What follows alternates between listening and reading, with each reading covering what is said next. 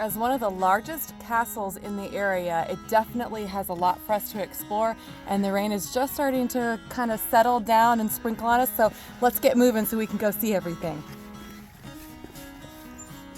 And welcome back to the Gallivanthropologists. As always, I'm Turtle. And I'm Bear.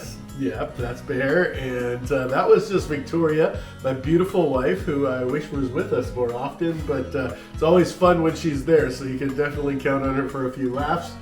This is a really cool place. We're back in my comfort zone doing a little bit of archaeological travel.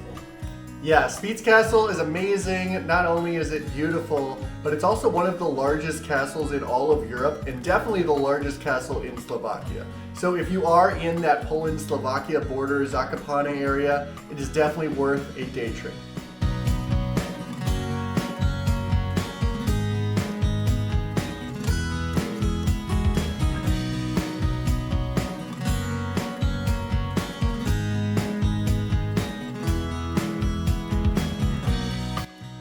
And I will tell you that this is a long drive from Zakopane. In truth, we actually hit it on our way from Budapest up to Zakopane, and there are a lot of other castles that are closer by, and we thought we'd see all those, and there would be like a series of castles in Slovakia that we'd be putting out, but the rain and the cold kept us in our sauna a little bit more than we expected.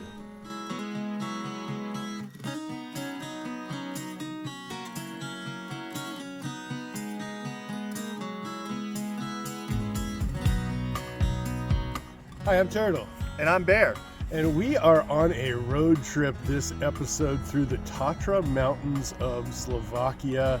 Very, very beautiful place with lots of cool stuff. Absolutely, and this is one of them. This is Spis Castle in Slovakia, and it actually dates back to the 12th century, so it's like 900 years old, and it's really big. It's actually considered one of the largest castles in Eastern Europe. And we're going to go take a look at it. It looks like we've got it all to ourselves for the most part because we got this little tiny break in the rain that's been accompanying us the whole way from Budapest. Come on.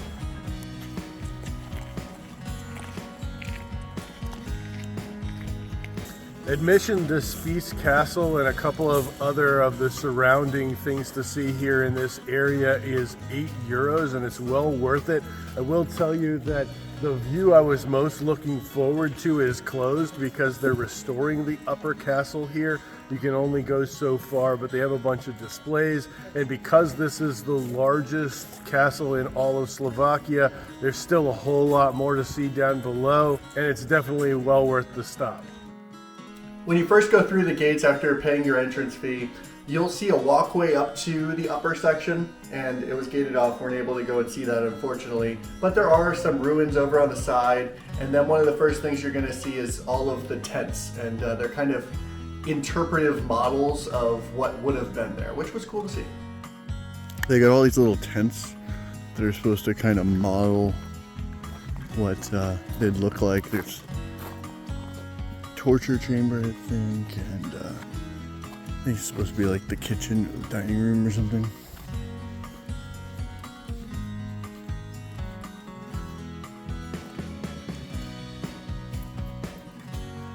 Nice little dining room.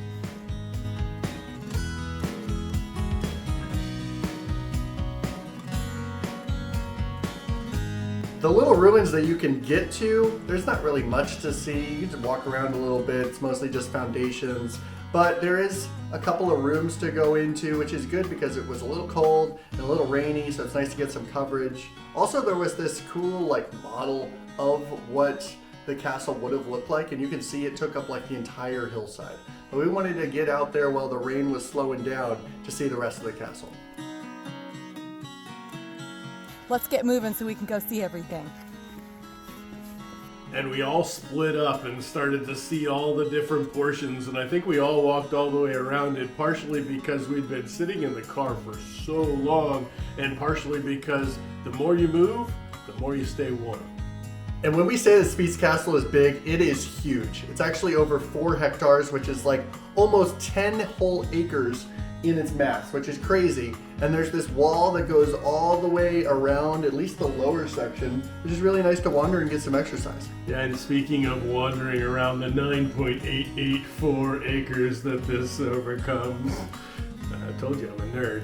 There's a whole lot of really cool stories here. There's like this person that haunts it and this person that haunts it, and every room seems to have their own haunting. My favorite is the White Lady, because the legend of the White Lady. You would think there was a lot of white ladies around there, but this is actually a particular lady. She likes to dress up in white and wander around, but she's supposed to be pretty comforting as far as like specters go. Nice. I mean, I don't blame her. The views from up there, especially on top of that limestone cliff, are just amazing. If I was her, I would be walking around looking for the best views.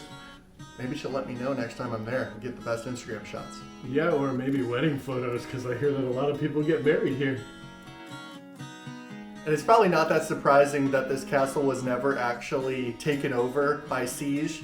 Not only is it huge and it's got really tall walls and there's all these cool cannons, it's also built on like a cliff that's 630 meters high or something. And I wouldn't have wanted to be one of the armies trying to take it over, because you're at a hell of a disadvantage. Though this castle was never taken by siege, it did have a fire in the 1700s, which is why it is in ruins. So what you're going to see is some foundations, some remnants of the wall. One of the most significant foundations you'll see is this circular structure, which was a tower a long time ago, and then later was a gun storage area, and there are some barracks around there. So that's worth taking a little walk around.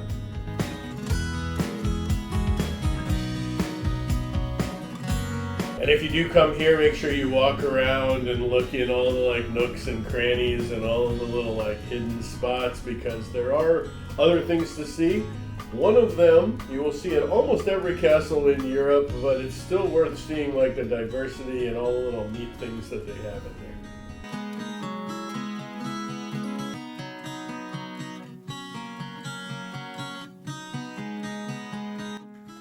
there. Hey, come on in here. Take a seat. Oh, it's like a throne or something. Yeah, it's nice. All right. Exciting. Yeah, these nice handcuffs. In all seriousness, these are very blunt, or I would not have sat on them. They would have been the sharper end of a nail. There's a lot of these torture device areas in the medieval castles that we visit all throughout Europe. They're always cool. There's a few of them that are different here. I like the way that their rack is set up over here. And this is not an Inquisition type, which a lot of them are. So it is definitely worth stopping in and taking a look at it. Oh, here's the tickle torture. They put you in that device and then they tickle your feet until you tell them the information they want. Not really, they probably cut off your toes.